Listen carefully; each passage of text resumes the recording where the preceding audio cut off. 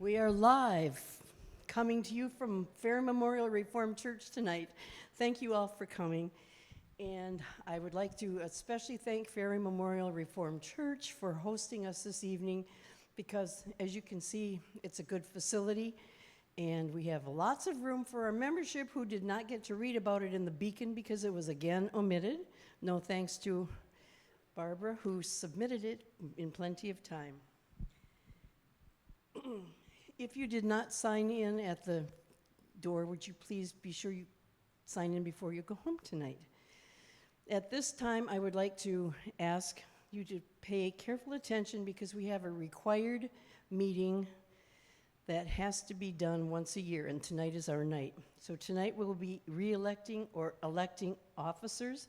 We will have a report from our treasurer who is absent tonight, but Tom will give his information, and membership will also be updated tonight. Before I ask for their reports, I'm going to ask our current board to stand, and please remain standing as I call the rest of the names so everyone can say, oh yes, I know these people. So Vice President Laura Connell, would you please stand and stay standing? Barbara Bro, our recording secretary. Treasurer Ron Armson is not here. Tom Lohman, our membership chairman, is there. Hospitality, Jan Grady. Roger Sharmer, our historian. Margot Haynes is not here tonight. I don't know, she is our publicity. And Denise Marquardt is our museum representative, and there she is. Stand up. And so now you've seen us all, and at this time, I'll ask them to be seated and ask if there are any people who would like to nominate anyone from the floor. Do you have any people you would like to nominate from the floor? All offices are open if you choose. If not, then is there a motion to accept the current ones returning for another year? Pete? All right, we have a motion, and Barb, do you need to write that down, or are we good? All in favor, say aye. Moving on. Okay. I would like to announce that we will be having a celebration of life for Lois Ekstrand on Saturday, August 28th at the Maple Grove Park from 1 until 3 p.m. There will be a sound system available, so you will be able to hear everything that is said. And she was a very special person in our society. She was kind of the one who headed up the historical plaques. You know, I have a special place in my heart for her, and will miss her dearly. Looking ahead, we do have a September meeting on schedule. It is the third Thursday in September, September 16. We are going to be guests of the Oceana County Historical Society, and I think we're visiting the Mears Historical Museum, but the question was, are we going to the museum or the Lathrop? I have no idea. I will let you know by email as we get back into September, but do note that it is September 16 for an actual meeting. Tonight is a special meeting because it's a special meeting because we're actually in person for the second time since 2 years ago. And all of us who are here tonight are invited, all, that means don't sneak out because I forgot to mention it at the end. Everyone is invited for cake and refreshments following. And at this time, because it is a special time not just for being together, but it's also honoring J.Yakes, who is our special presenter this evening. And I'm going to invite Tom to give his membership information and Ron Arnson's treasurer's report, and then we'll get into the rest of the meeting, which honors Dan.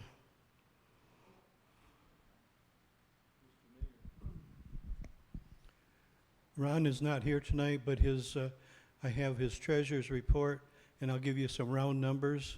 In the checking account is $4,500. In the CDs is $10,000, and in the memorial fund is about $1,500. As far as membership, we have 143 active members, at least what we call them active. 90 of those pay every year. And if you've paid dues for 2000, we have put it towards 2020. We have put it towards 2021. And in the last meeting, we have moved any of that dues to 2022. Of those 90 people, 24 have already paid for 2022. I do have a form out there if you want to pay ahead for next year.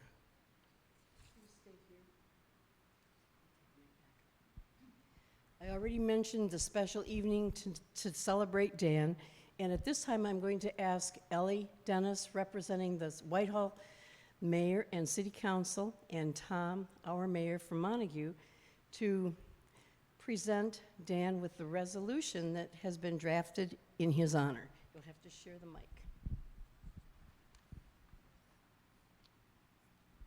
Do you want to start? First.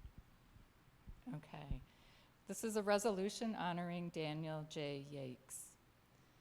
Whereas Daniel J. Yakes was a professor of United States history, Michigan history, and anthropology at Muskegon Community College from 1966 to 2008, and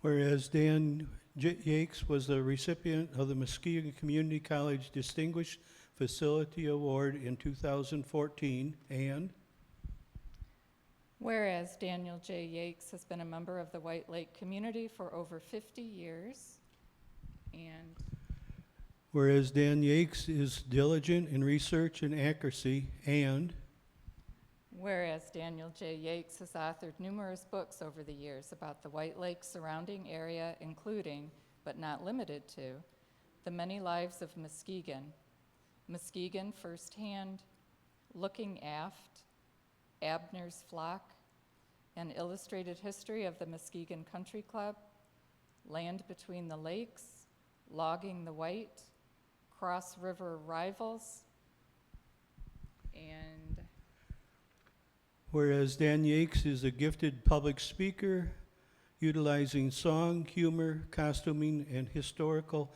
props in his presentation, and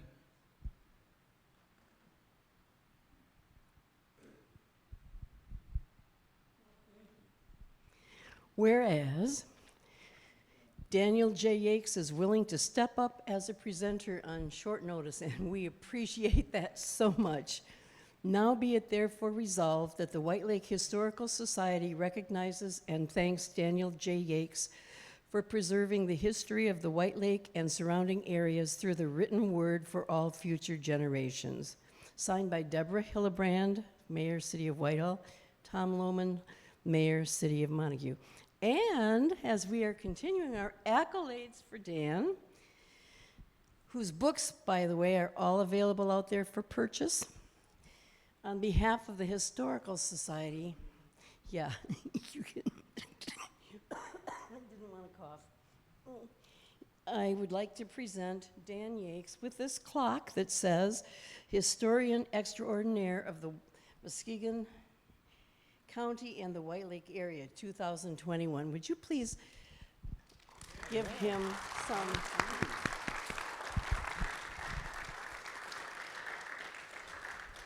At this time, then, I am turning it over to Dan. You know, this reminds me of the award they gave the Cowardly Lion in The Wizard of Oz. I'm going to around my neck. Oops, well, there goes my water. I did bring a few props. These were the concession to Cheryl. She liked my lumberjack costume. So I don't have a lot of stuff on the topics for tonight, but I brought a few things which are up here. I have some badges from the scout camps, and I have a helmet I wore back in 1906 or whatever, and then an old-fashioned golf club. So I'll be talking about them a little bit if I remember to do that. But I'm going to try to keep this to the schedule. My eyesight is very poor, so I'm going to do the best I can with what I have. It doesn't, Um, yeah. okay, there we go. All right, this first portion is similar to the talk I gave a month ago over at the Book Nook. You see where we do both towns. Well, both of these presentations were in Montague, but we try to involve both towns. And tonight I'm going to talk about how the two towns are different, but then I'm going to talk about how we can cooperate like we did tonight. I'm going to sit down. Let me start with a long-term history where this difference between the two towns came from. And we have to go back to the late and to the mid 19th century. These are the original maps of this part of the county.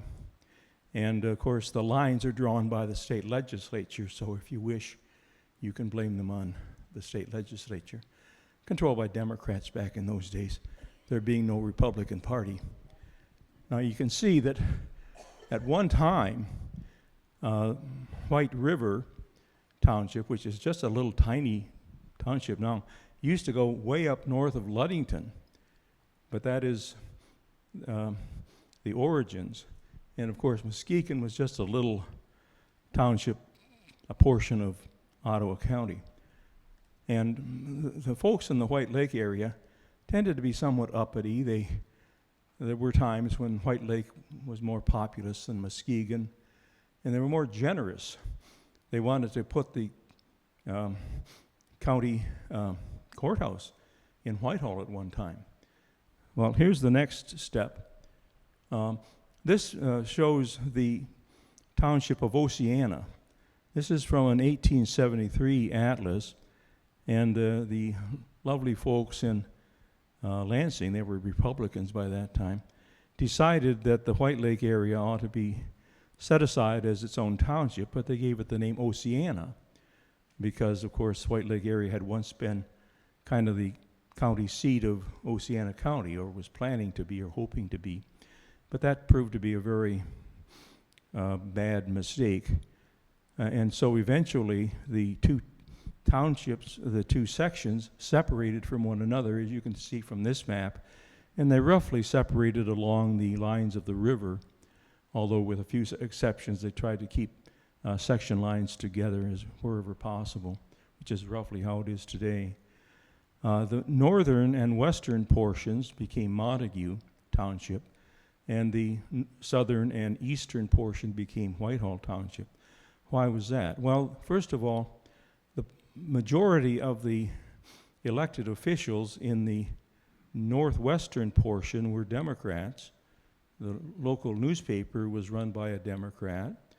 Most of the officials in the southern and eastern parts were Republican, and the editor of the newspaper was a Republican. And yet, most of the actual township officers were Republican because 2/3 of the population was Republican.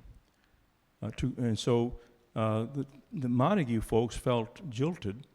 They had more population, about 2/3 of the township, and about 1/3 of the population. And Whitehall had about 1/3 of the area and 2/3 of the population. And there was no way a Democrat could get elected to anything but maybe dog catcher or something like that. Commissioner of the Poor, perhaps.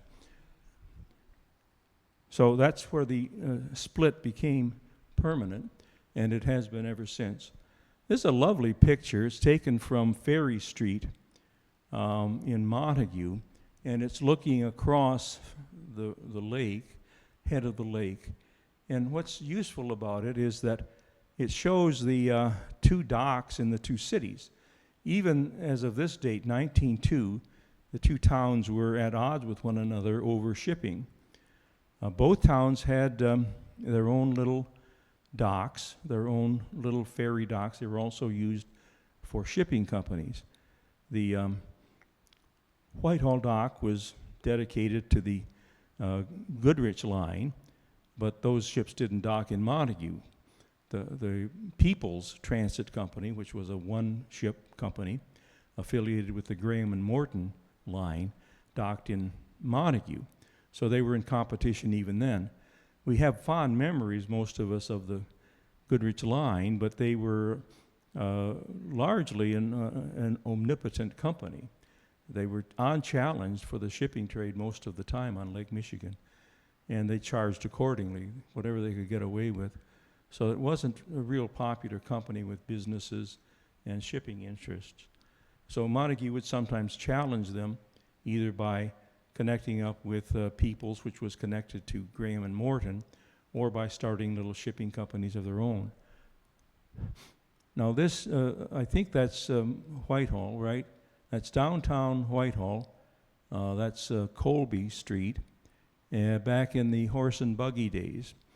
I had a dream about this last night. I was dreaming that we were out in the countryside, south side of Whitehall, tall buildings. I don't know why they were tall. And we were in this car that had bald wheels, and we couldn't get up the hills. I don't know where the hills were, but they were hills. And so everybody was passing us by, and we put it in reverse and got to the bottom of the hill. And then the car turned into a jackass. I don't know why it did, but I was thinking of that. I don't have any idea. But that's downtown Whitehall. Again, unpaved streets. What is that? Is that, that's the same road, about the same vintage, maybe a little more recent. And that's Colby Street again. Here again we have another section of Colby. Many of these buildings are still there. They have been spruced up a little bit and made a little more attractive. What do we have here? That's, I wanted to deal, this is turn of the century, beginning of the 20th century. By that point, most of the mills had gone out of business. Whitehall had kept some of theirs, however. This is the Newfour Mill, which was a kind of a sash and trim factory. They made barrel staves and that sort of thing. It was right along the lakefront, roughly about where the marinas would be today. But they still had that mill. They also had the Eagle Tannery. It just disappeared a few years ago, and that was the major employer in Whitehall, in fact, in the entire White Lake area. And that's the tannery from across the lake. Whitehall had 3 distinct areas, although some people collapsed it to 2. The downtown was called Englishtown by some. Then there came Bunker Hill, which was really a bluff along what would be Wildcat Creek, or Bush Creek it would be, Bush Creek, and then Swedentown. So some people collapsed Swedentown with Bunker Hill. It's called Bunker Hill because of the alleged battles that occurred there. The alleged thugs from Englishtown would try to somehow invade Swedentown. Why they wanted to do that, I do not know. And apparently but I found no evidence of this actually happening, just stories written many years later. But those were the 3 parts of Whitehall. This is Montague. You see the Franklin House in the background. It's a color picture. Franklin House was, of course, considered the best hotel in western Michigan for many, many years. Very well established firm. And of course it was in Montague, not in Whitehall. Again, this shows the pavilion. That's the Montague Pavilion. Right at the head of the lake, it's right next to where that little white building is. The bank was in there for a time. The city hall was in there for a little while. There's still a peninsula that goes out into the lake. That's roughly where that is. That's the Montague Pavilion. That was built by the city, or the village at that time, in order to compete with Whitehall. Whitehall couldn't get all the traffic, so let's get some for Montague. This is the downtown area. Again, some of those buildings are still there. And then this is that's the corner of Mears and what we now call Dowling. It was called Bridge Street back then. And here again we have, this is the waterfront at Maple Grove. So just like Whitehall, Montague had 3 sections. They had the downtown area, which was, we've shown you, we had sometimes called South Hill. And then there's the North Hill, which would be on what we would now call Stanton Boulevard and that neck of the woods. And then out in Maple Grove was a different village, a separate village, a little bit further to the west. And this is the waterfront at Maple Grove. Just as Whitehall had a main industry, the main industry in Montague after the turn of the century was the ironworks, the Montague Ironworks. They started as a company that made boilers and parts for the mills. If you had a lumber mill, you needed an ironworks to keep them running, because they all needed these machines that needed repairs all the time. That was roughly where the Whitehall Metal Studios is today. A little of it carried over to Montague Foods area, if you're not familiar with that area. But Montague had other businesses as well, most of them connected with agriculture. Again, Montague has always been known as the more agricultural of the 2 towns, largely because the better farmlands were to the north and of Montague. There were some good lands south of Whitehall too, but the better lands were in southern Oceana and northern Montague and in White River. So this was the roller mills. It's right over what they then called Dowling Brook, which provided whatever power they had, which wouldn't have been very much, now called Buttermilk Creek. This is the cause of Buttermilk Creek. This was the dairy. It's right down there. It's vacant land right now, I think, right along the rail trail. But the story is that sometime or another, some dairy farmers were bringing their milk and cream to the dairy, and something scared the horse, and it tipped over the wagon, and all the milk and cream fell into the creek, turning it milky colored. It hasn't been Buttermilk Creek since then, but that's how it got its name, as far as I know. Again, this is a knitting factory. There were sheep in Montague and southern Oceana County. They produced wool, and this is where they wove it into cloth and yarn for the trade. Now, this is the bridge, of course, that kept one side of the community away from the other. This is called the Iron Bridge back then. It was a rotating bridge. It could twist on that little turnstile in the middle, and therefore open the river to traffic. If you had, back in the logging days, you needed that for when the logging crews would bring the logs down. And if you had ferries that went up the river, you needed to open the river to get access for boats, little ferries. There's a story of this farmer from Montague who had been over to Whitehall for business and was coming home and stopped to chat with the turnstile keeper of the bridge. Now, I know you don't believe this, but occasionally people driving their horses would stop to talk to one another. That never happens in Montague, of course, where you have to sit behind 2 gabbers as they yak with one another on the street in their cars, but they did it then. And they were yakking away, and so in the meantime, the bridge keeper had finished his work and allowed a boat to go up, and then he turned it all the way around, and the driver of the boat, of the wagon, didn't realize what he had done, and it twisted around so that he had to go back into Whitehall again. And of course, he wasn't very happy about that, but what do you know? So here is, each town had its own fire department, village hall, and police department, all in one. This is the Montague version of that. It was located right next to the Book Nook, where the Book Nook is now. It's just open space. It had actually 3 stories. You see the top 2 stories.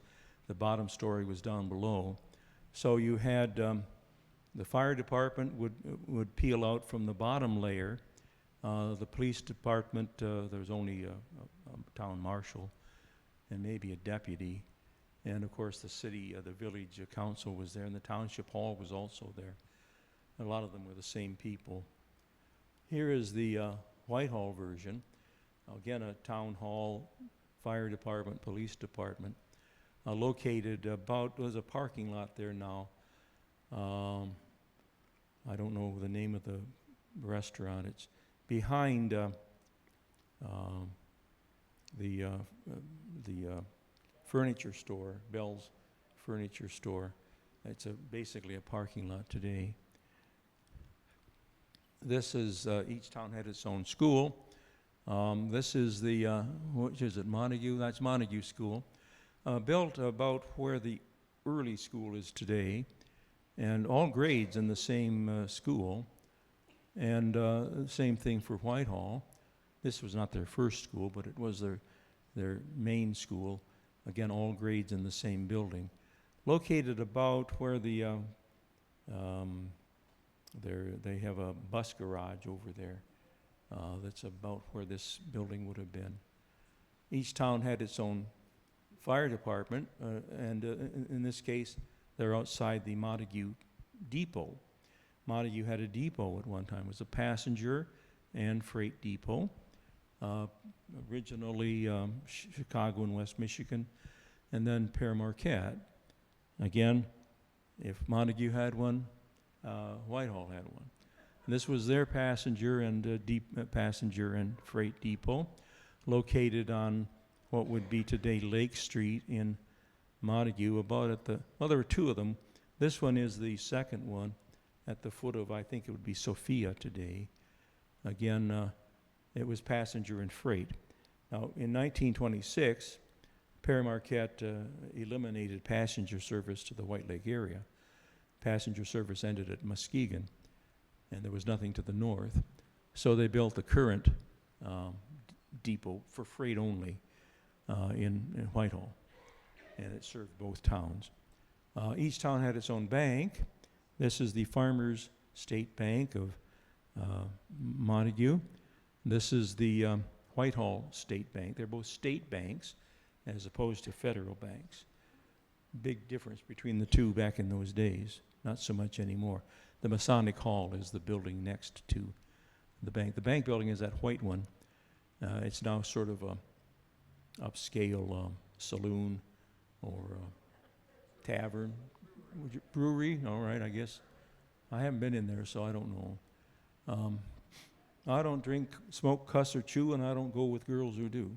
That's I'm just kind of fibbing there a little bit. But now here again is the pavilion. It shows you had ferries that went out of there for the entire lake, and then, of course, the steamships came in there. But this only lasted until about the early 20s or so. The northern and extremes of the lake started silting up, and neither town would pay to have it dredged. So eventually the main passenger and freight depot for the steamships went to Harvey's Dock, which would be called the Maple Grove Park, or the Montague Bathing Beach area today. That was Harvey's Dock. That's the city dock over in Montague. Ferries operated out of that, and then the steamships would go to the what we call today Goodrich Park, which was a little bit to the right of that image. This is the Goodrich line, of course, that was eventually the largest shipping company on the Lake Michigan. They had 12 huge steamships at one time after they had bought out all the other companies, the Crosby line and the Graham and Morton and the Northern Michigan line and so forth. They carried both passengers and freight, mostly in the warmer months of the year, but the Alabama operated year-round to and from Muskegon. They had a few other all-weather ships, but the Alabama was the most important. I went too fast. Too fast. I see the button. Did I go back? No. I'm not seeing the button very well. Or too far. All right. There's the line for the ad for the Graham and Morton. Graham and Morton operated out of Benton Harbor, but they had pretensions of expanding, so they eventually did business with other companies that carried their brand, like the People's Company that operated out of Montague for a while. They had regular shipping and passenger and freight shipping to and from Holland, but that's about as close as they got to Montague, except for that brief period when they had the People's Line.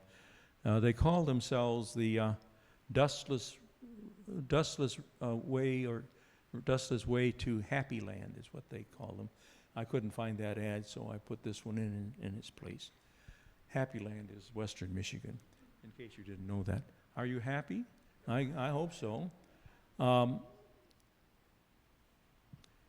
going to talk about several different things from now on. The first, and all of these things were ways in which the two sides of the lake cooperated with one another. The one area that they cooperated was the tourist trade. I did the hotels a month ago, so I'm going to do the resort associations, and I'm going to look at 5 of them. One of them you might not call a resort association, but that's what I'm calling it, and I have the microphone. So if you came in, there were 2 maps at the entry. I don't know if you picked them up or not because I was in here, but this map was one of them. Did everybody get one, or you did not get them? Oh, well, you could, or somebody could, and they pass them around, because that way you can see where the different resorts were. Oh, they're going to go in this order. We're going to start with Michelinda.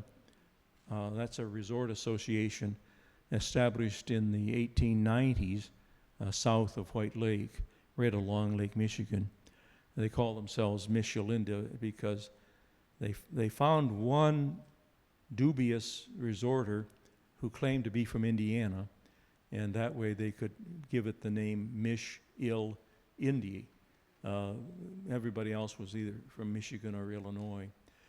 And this one fellow from Indiana didn't last very long, so I think it was mostly a device to create a name that they liked.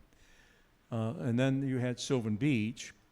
That was called at one time the Grand Rapids Resort because so many of the early residents were from Grand Rapids. And those that weren't from Grand Rapids were from Chicago or St. Louis or some other place even further west. The third one I'm going to discuss is San Juan. San Juan was created in 1898 by residents from the town of St. John's, Michigan, on the other side of the state over near Saginaw.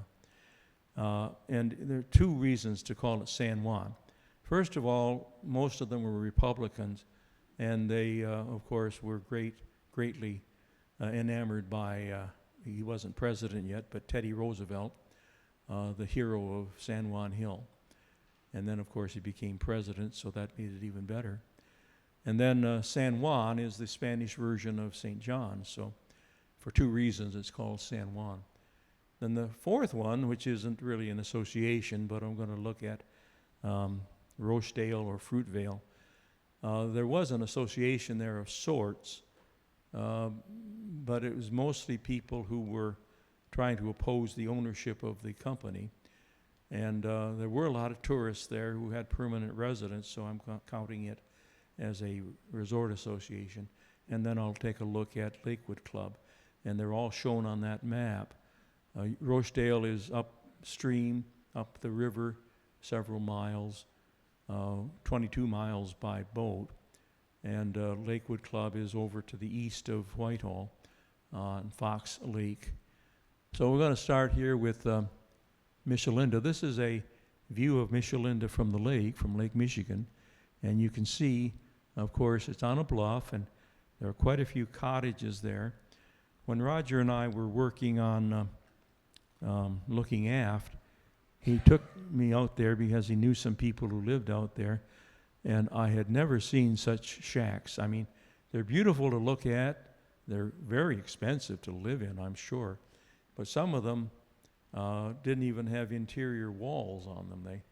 They had nothing but rafters and open side walls and so forth.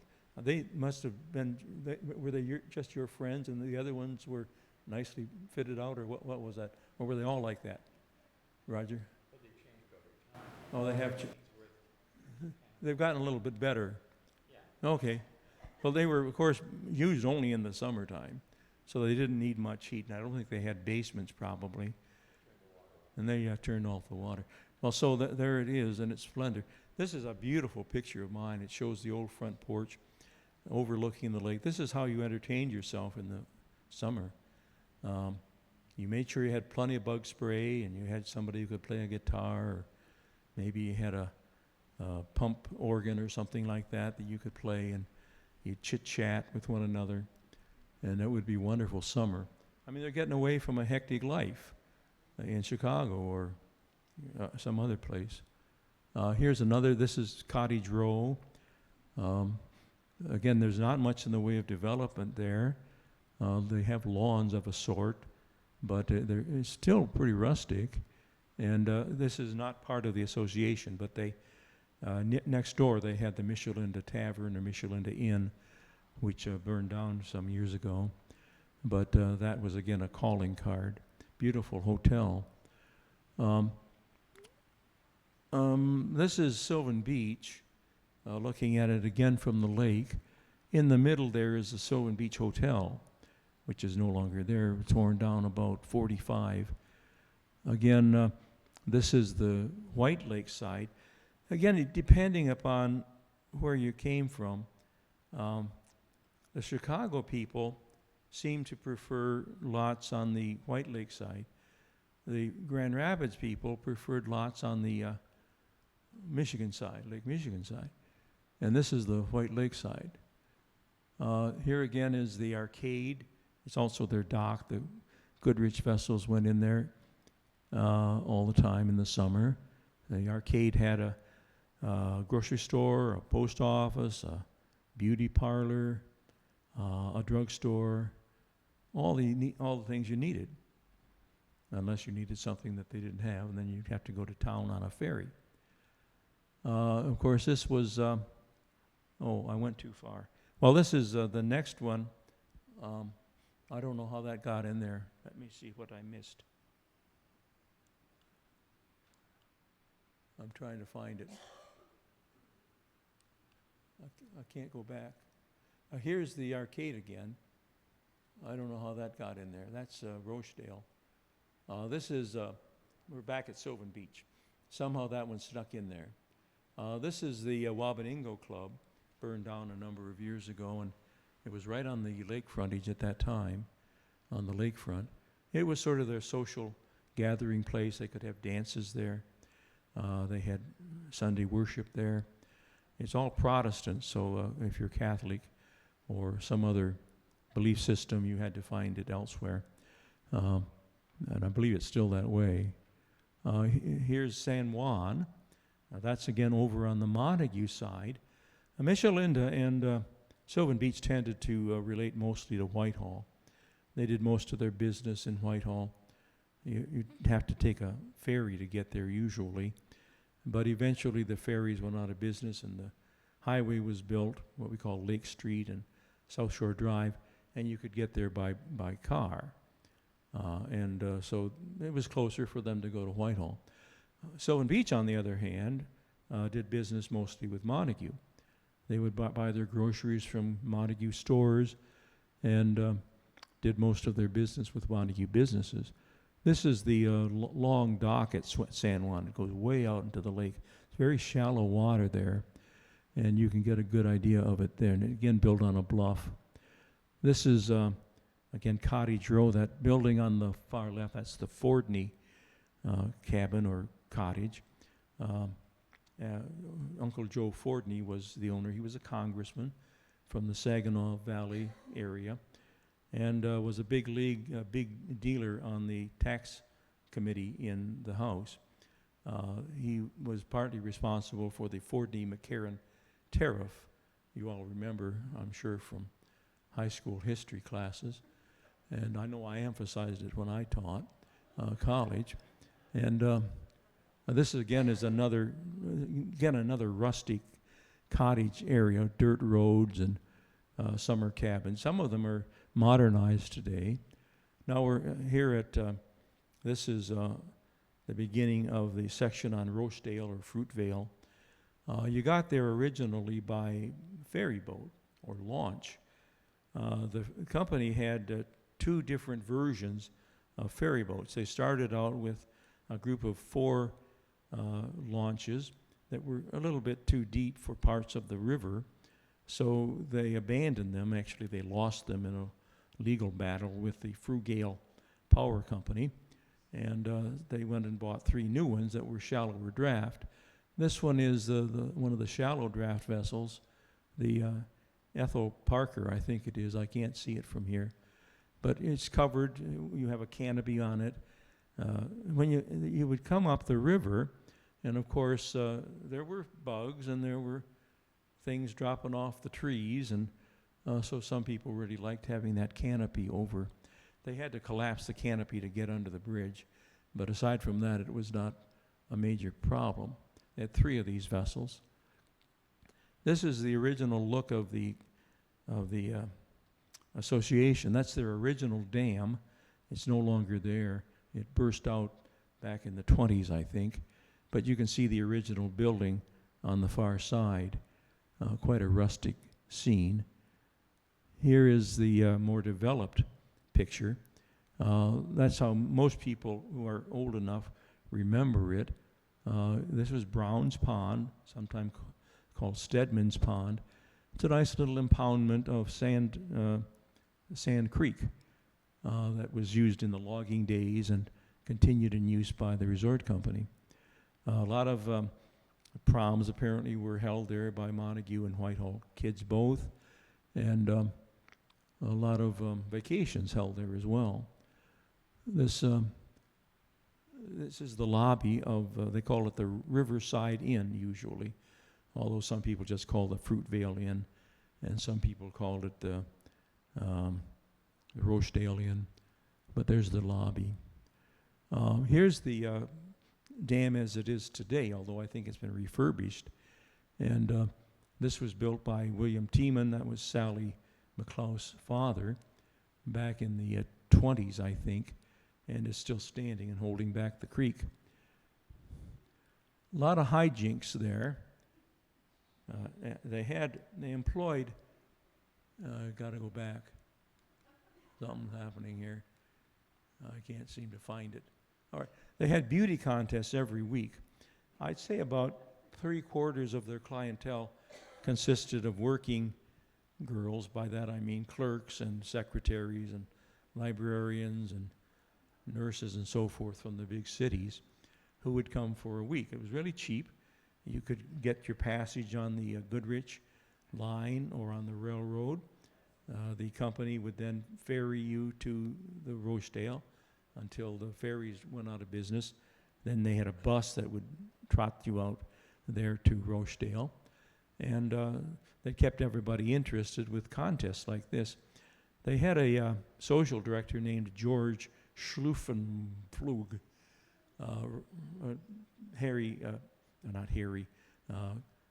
Clarence Pitkin always referred to him as George XYZ because he couldn't pronounce his name. And he would have all these little gimmicks to keep people entertained and busy. In addition to the beauty contests, they had sailing contests and horseback riding and horseshoe pitching and all kinds of other things. They also had, of course, dances, and I wanted to get to that next picture. I'm not working. Oh, there it is. I don't know what was going on here. We got people dressed up like Arabian Nights and damsels in distress or some such thing. I suppose there were competitions to perform. I love the fellow with the fake beard. I couldn't tell at all it was a fake beard. It looks so realistic. And then, of course, the 3 gals in their silken garb. I imagine it was a lot of fun. We're talking here teens and 20s, and that was probably big-time fun back then. No TV, no talking pictures. Well, something's going wrong. All right. This is a view of, this is Lakewood Club, and it's a view of Fox Lake. Fox Lake is not a very big lake, but it's in the middle of this big forest, and it provided recreation. You could go swimming there, you could go boating or canoeing or sailing, and it was just a pretty spot. Again, in order to get there, you'd usually come on the railroad.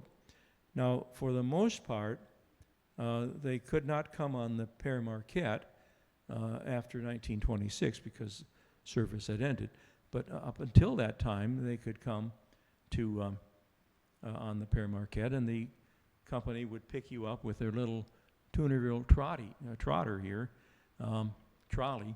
It's really just a car that's made to look like an engine, and it initially went on these rails, and it would haul the passengers over to Lakewood Club, which wasn't very far, a couple miles. When that gave out, they replaced it with an ordinary truck on the road, and eventually they started bringing the people in from Muskegon. So in some ways, Lakewood Club was associated more with Muskegon than it was with Whitehall, because people normally would get there through Muskegon and then take a bus from there or some other form of transportation. This is how some of them spent the summer in tents. They had tents at Rochdale also, and so this was an inexpensive place to go.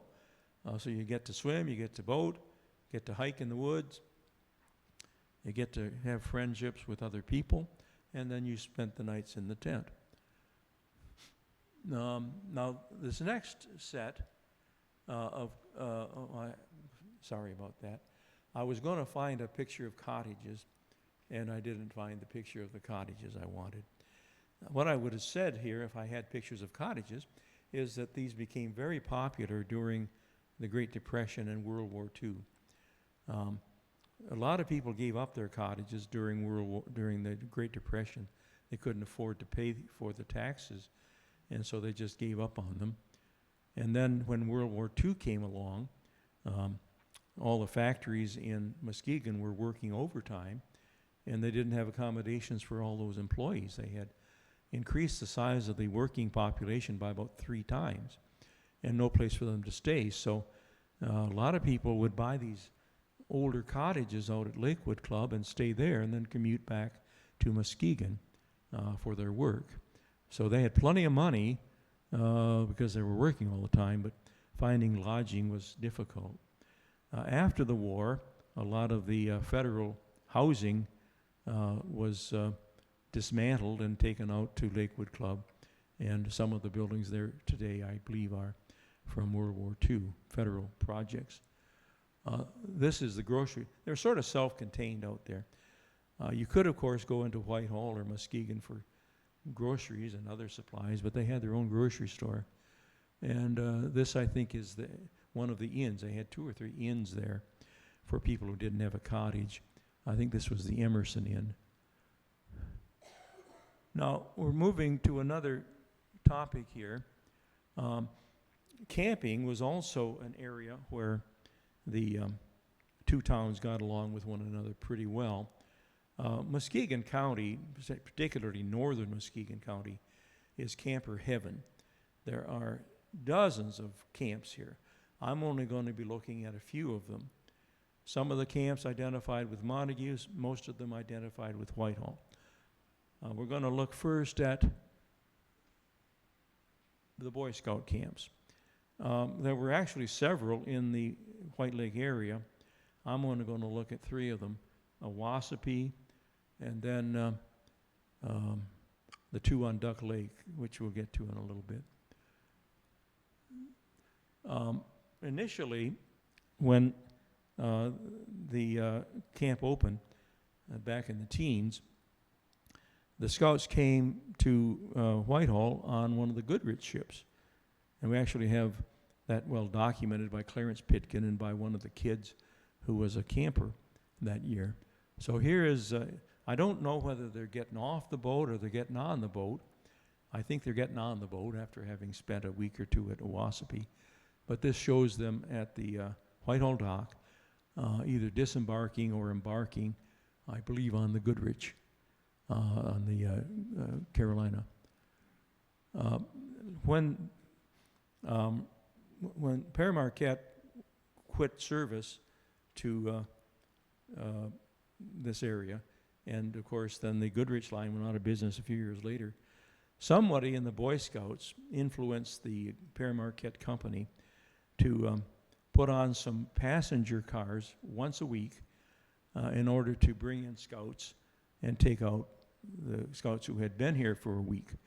And they got off at Scout Landing, which is a little bit south of the end, the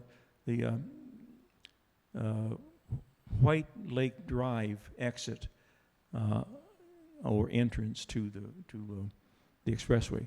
That's about where it was. So they would get off the line there, and then they would hike over to Owasapi from there. And this shows them getting ready to go.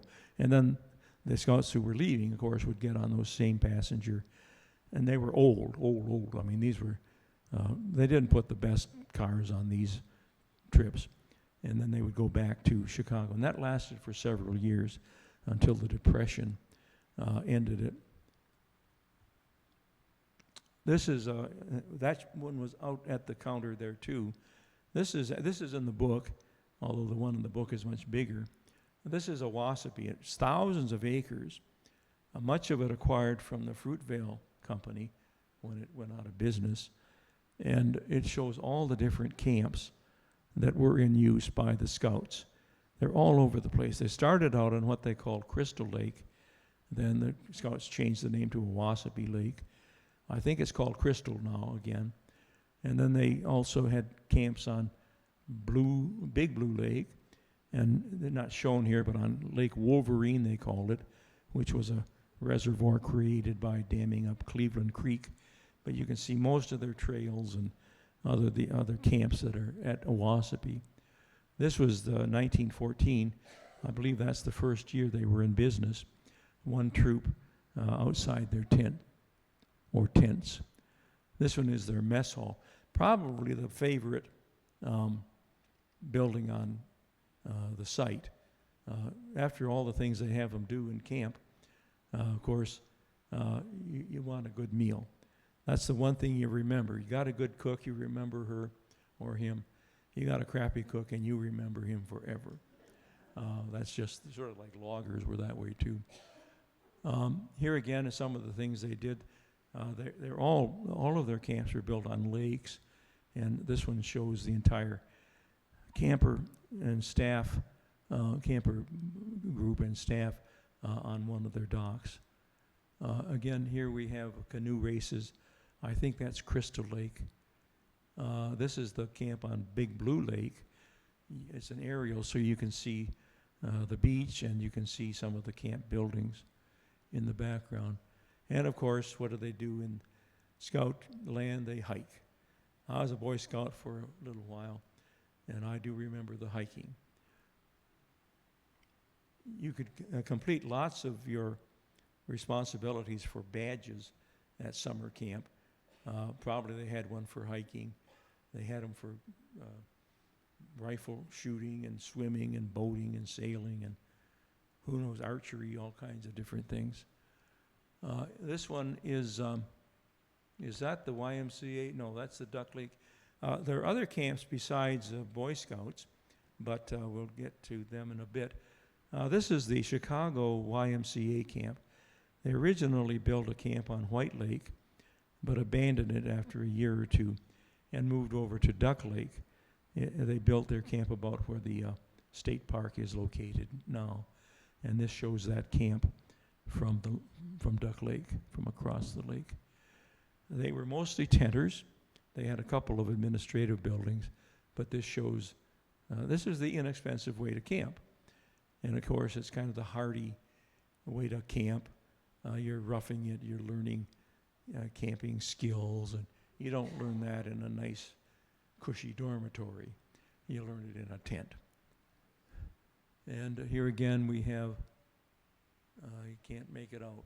That's still that YMCA camp, if I'm not mistaken. Oh, it was? Wabaningo took over the camp from the Y. The story is that Wabaningo was built by scouts from Evanston, Illinois. They had originally camped at Owassapee, but apparently wanted to have a camp of their own. So they took a hike one day and wound up at Duck Lake and found that the land was available, so they bought it from the YMCA and turned it into a camp of their own. I thought I had a picture of an aerial of the camp, but I guess not. No, there it is. This one, it shows the location of the two camps. The one on the far left is what became Wabaningo. Originally, they controlled the entire northern shore, but either because they were generous or because they needed money, they sold the eastern side to the scout organization from Grand Rapids, which the locals call it Shawandasee, and that is number 2 on this picture. This is taken from an aerial view. In 1939, the county of Muskegon photographed from the air the entire county.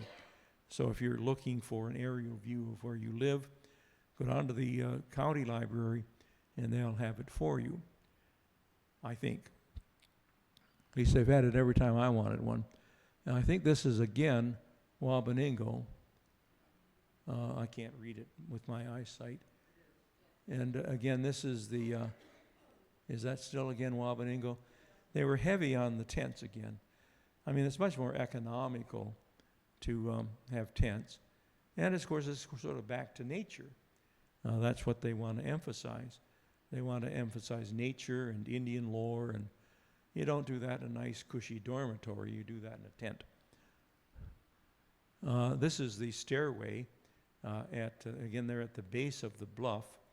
This is land that had once been the little village of Mears, owned and operated by Charles Mears as a logging and lumber center.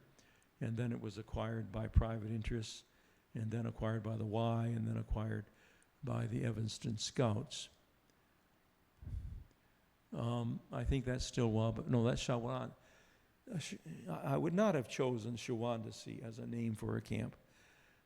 This is from one of the lengthy poems by Henry Wadsworth Longfellow, and it goes on forever. I have not memorized it, but there's a little part that goes, Shawandasee, fat and lazy. That's his name. He was a god of the south of Gitchigumi. Gitchigumi, of course, is Lake Superior, and of course Duck Lake is obviously south of Lake Superior. But I think Longfellow would have pronounced it Shawandasee, not Shawandasee, because it goes better with fat and lazy. But I don't think the Grand Rapids people wanted it to be named Fat and Lazy. So why they picked the name, I do not know. As I say, I'd have picked another name. But I wasn't living. They didn't ask me. That was a long time ago. Here again is another scene from, I think, Shawandasee. That's what they call it. Is that more? Oh, I went too far. That's because I can't read. All right, Camp Holly was a private camp owned and operated by one of the Episcopal dioceses in Chicago. And the people who ran it were the Episcopal choir of Chicago. All the choirs combined would be able to send people here. And it was operated for many, many years as a music camp. I mean, we tend to think of Blue Lake as the original music camp, but this is the original music camp for White Lake. There were music camps also at Ravenswood. The people who owned that at one time were very religious, and they would bring in musicians and singers. And both of these groups would, now that was Catholic though, rather than Episcopal, and they would have weekly concerts. I mean, the men and boys would come to practice, have a good time, enjoy themselves, relax, but they'd give a weekly concert to anybody who wanted to come. And so they did here as well. And now this is Camp Hardy. Hardy was another Episcopal group from Chicago, but a group that found homes for orphan boys. And they founded this on Little Blue Lake. And this gives you a look at that.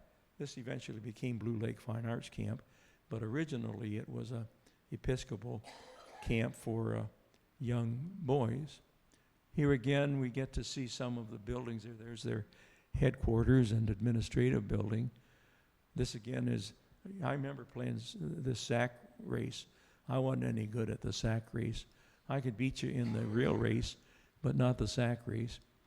And then, of course, they went out of business, Camp Hardy, and they sold out to Fritz Stansel, and he created Blue Lake Fine Arts Camp. Took over the entire area, all of the buildings, dismantled some, but kept others, and created this fine arts camp. Not just music, but the other fine arts as well, such as art. And of course, here's one of their concerts at the Stewart Shell. And now, the last one, and I hope I'm not going too long, the last topic I wanted to talk about, which is again, shows the way in which Montague and Whitehall could work together, is in sports. They were opponents at sometimes as well. So we're going to take a look at 4 organized sports. We're going to start with what I think is the oldest. We can trace the baseball back to the 1870s. There were town teams back then. The factories had their own teams. Even some of the associations had teams, although they usually played softball rather than hardball.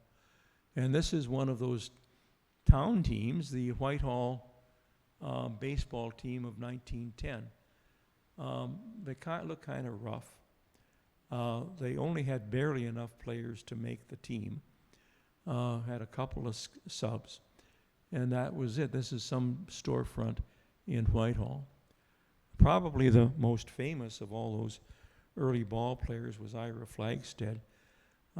He not only was one of the greats from Whitehall, actually Montague, but he was hired to play for the Detroit Tigers. And there's his entire record there. He batted for his career 290. They could use him today. They don't have anybody hitting that high right now. He played also for the Pittsburgh Pirates. Am I going too far? I'm going to quickly go through the rest then.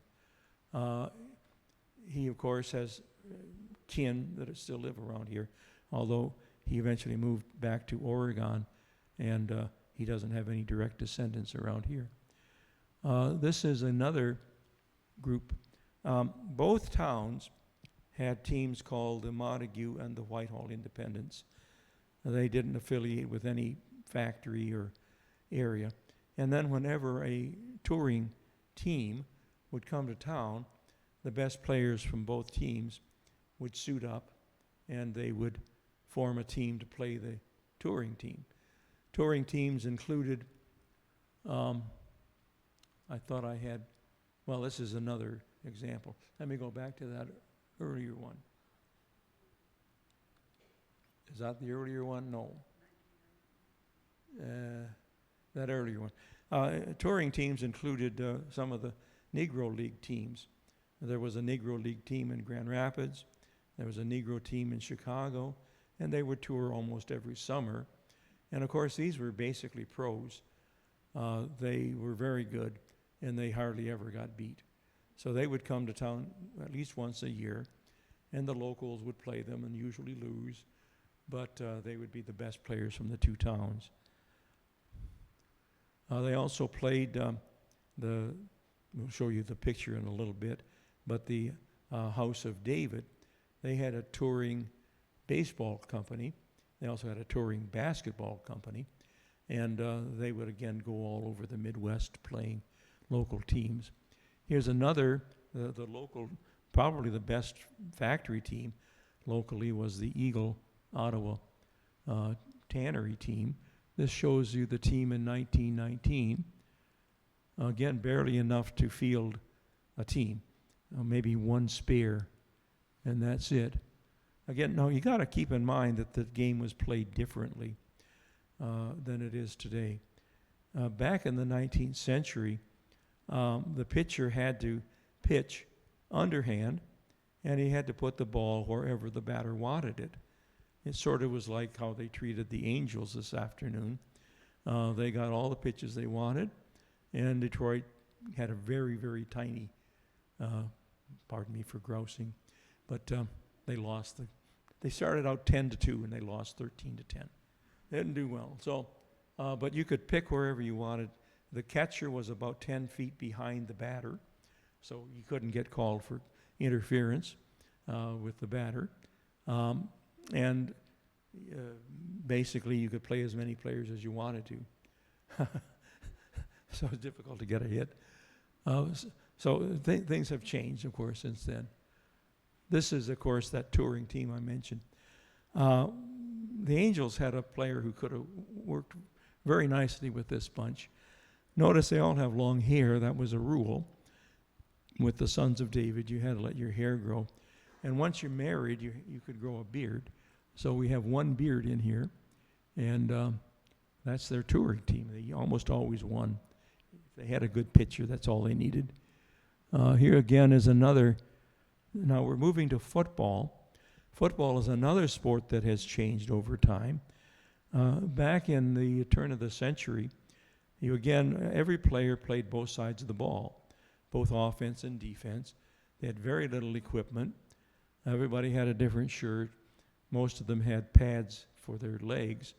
They only had one helmet, and that helmet was worn by whoever was going to carry the ball.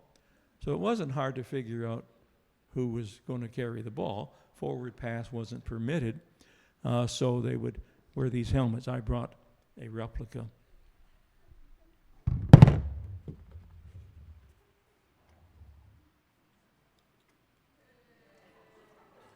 Put me in, coach. I can do it. I'm old, but I can still run. Okay, well, sorry about that. So the game was much different.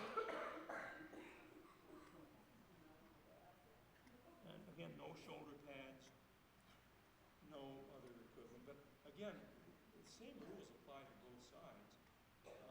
Both sides have the same limitations. And they both have to play both sides of the ball. So if you don't have pads, you're not going to get hit by the pads. And it's all pretty much sort of like sandlot football would be. Now here we have another of the early teams. These early football teams were associated with the high schools, but they weren't really sanctioned by the high schools. Many of the players were high school kids, but there normally weren't enough of them to play an entire squad. You got to have 11 players minimum. So some townies would usually join the team, and of course they were older boys, young men, and they provided heavier bodies and more mature playing abilities. This is the Montague team on the steps of what was then the Montague High School. We showed you the Montague High School several frames ago.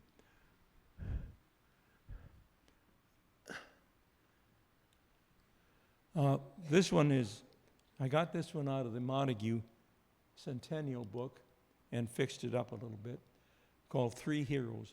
They're from Montague is all I know. I don't have names, but they sure look like they know what they were doing. Two of them even had helmets. I don't know if the guy in the Derby played that way, but he sure was dapper. Here we have the Whitehall football players. I don't know the exact year. This was about the time that John Chisholm was playing in Montague. And if you have the book Fair Winds, there's a story about a football game in there. and that was that same period. So, again, that's all fiction, but it was probably based on an actual game. Montague beat this team, but that didn't get into the book. Here we have the Whitehall football team. They at least have matching uniforms, basically sweatshirts or turtlenecks or something. Here we have the Montague Moonlighters.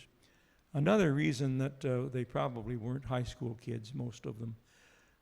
Probably this is from the great, the Prohibition era, probably early 20s, late teens, because of the use of the word moonlighters, moonshiners, pardon me.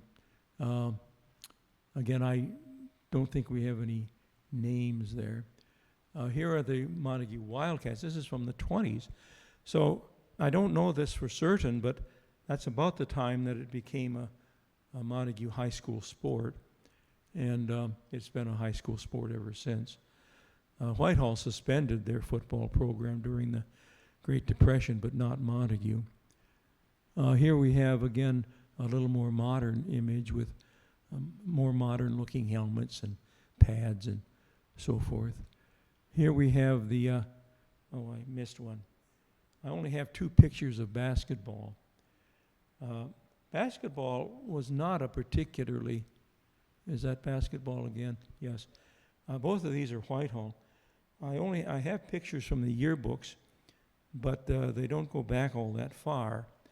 And of course, basketball was a tough sport to play. They had no rules about how big the floor had to be. In some places, they would play on a stage, like in a theater. They played in Montague on the top floor of the Franklin House, which couldn't have been very big. Over in Whitehall, they built a gymnasium, which is now the park of the bus garage. That building used to be a gymnasium. And then in the 30s, Eagle Ottawa built a gymnasium for their employees, but they let the teams from both Whitehall and Montague play on it. And that was a first-class gym floor. So that was really the first time they had a regulation floor. You could make the floor any size you wanted to, and for a while you could play as many players as you wanted to. The forwards had to stay in the forward court. The defensemen had to stay on the defensive side. And so we always had an advantage to the defenders. Every time somebody scored a basket, you had to have another center toss-up. So if you had a center the size of my nephew, and everybody else on the team was 5'8" and 5'10", your center's going to win every jump. So, of course, they changed the rules so that they switch sides at the end of every basket. A little more fair than that. So here are the Vikings. I thought that was so silly. But you can't call them the Vikings because they're girls. So you call them the Vikings. Do they still call them Vikings? I don't know. It didn't have that problem with Montague. You can have male and female moonshiners, and you have male and female wildcats, as far as I know. Now here we have golf is the last one, I think. Whitehall got a golf course first back in about 1816. Some of the yachtsmen at the yacht club decided they wanted a golf course.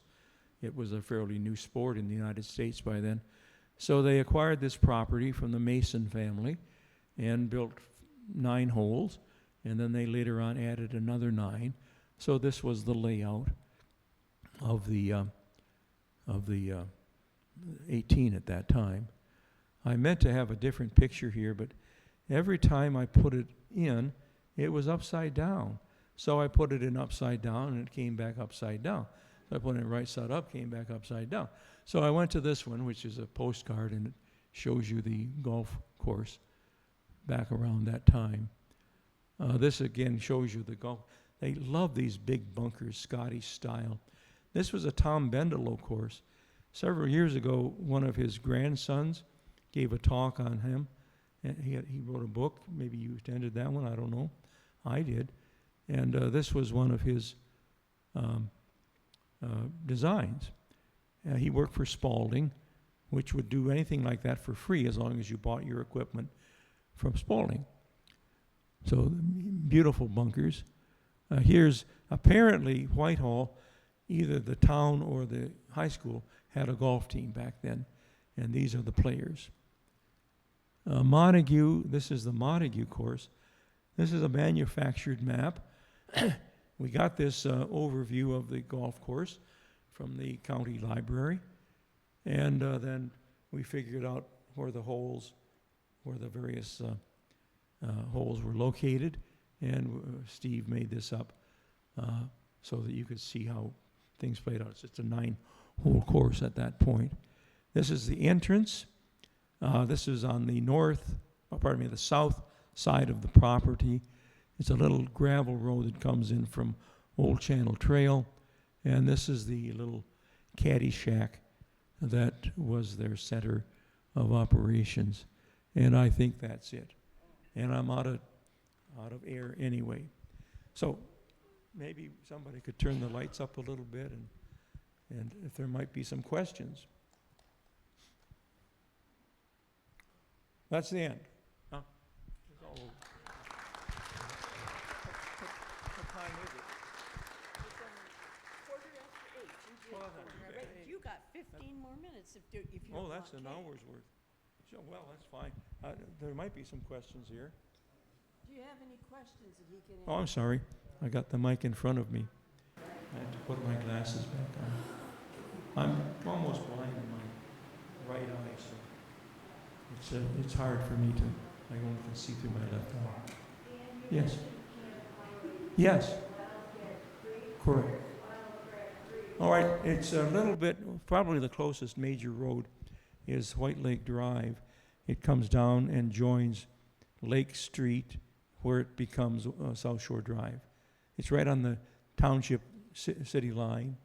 So if you go a little bit further out from town, that's Wildcat Creek. And then this was a 40-acre plot, and I've been in communication with the grandson of the founder, and he keeps calling me all the time. This fellow doesn't have a computer, and he lives in a part of Illinois that doesn't have apparently cable or anything like that. So I send him stuff, but it's all by mail, and it takes a week or more to communicate. But he's written a book on his property and the town. I'll make a copy and give it to the museum. I mean, anybody interested in that area would be probably very interested in it. I mean, and that's just one of many music facilities that were in town, in this area. I mean, it's amazing.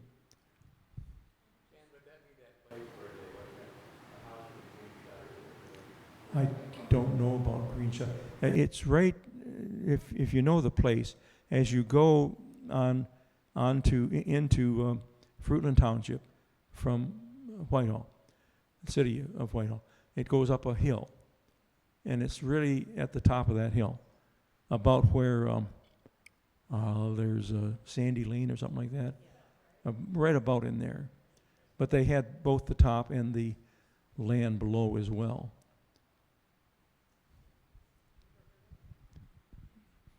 Anything else? My goodness, you're very easy to please. Or maybe you want your dessert. Is that it? Okay.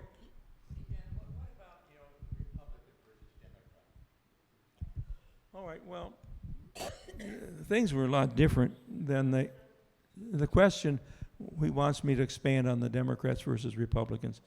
You got to remember that it's much different back in the 19th century than it is today. Today you have a Republican Party that is largely conservative and somewhat split also. And then the Democrats that are also somewhat split, but a more moderate and liberal group of people. Back in the early 19th century, the Democrats were the majority party in the United States. You had some other smaller parties, like the I'm blocking here.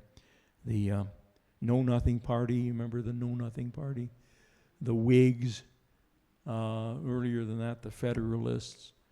And then around the mid-50s, 1850s, the Republican Party came into existence as a group of mostly business interests, former Whigs, who had allied with the Liberty Party and the Free Soil Party that were both anti-slavery parties. So if you were either a big business interest, a bank or railroad magnate, somebody like that, or if you were affiliated with the anti-slavery movement, you were probably a Republican.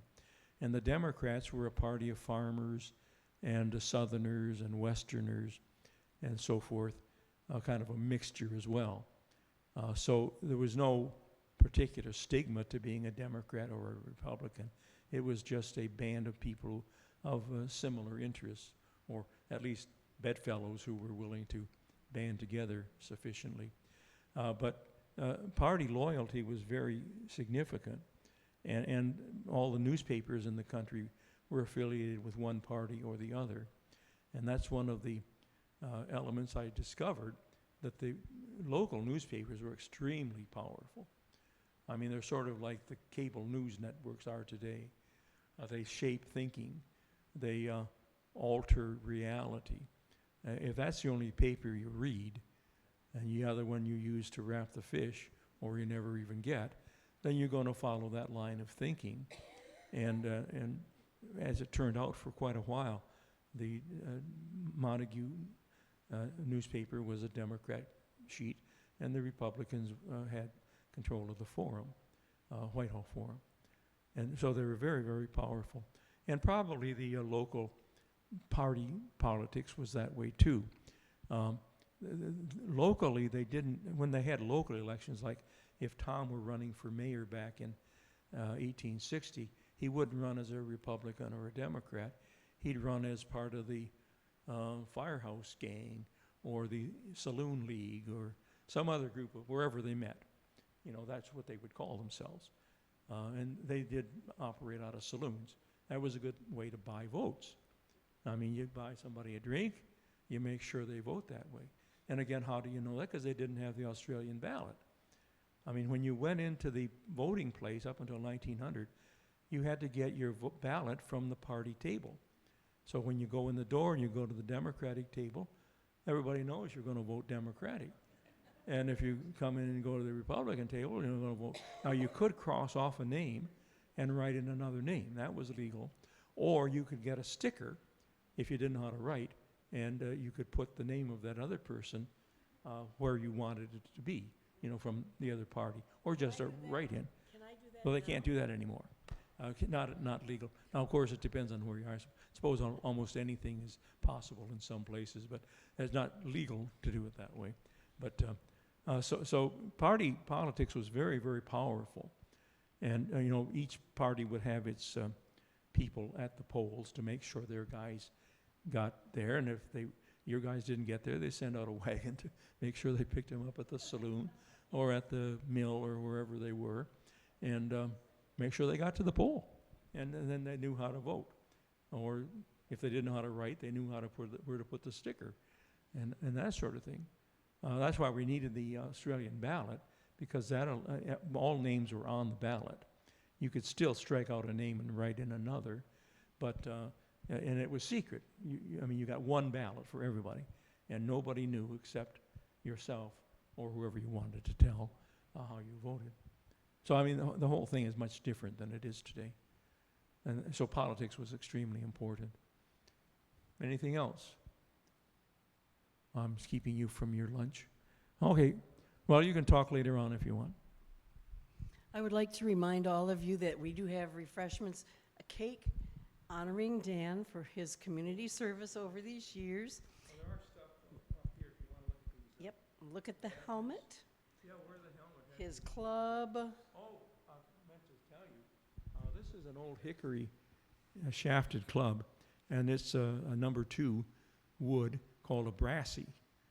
Who else would have a brassy but me, you know? I'm pretty brassy. So things were a lot different, obviously, 100 years ago. And also, please take the opportunity to look at all of the books that he has for sale. If you have not yet completed your collection, tonight's a good night to shop. Christmas is coming, just 4 months away from now. And I'm going to ask you to, again, thank Dan for his evening.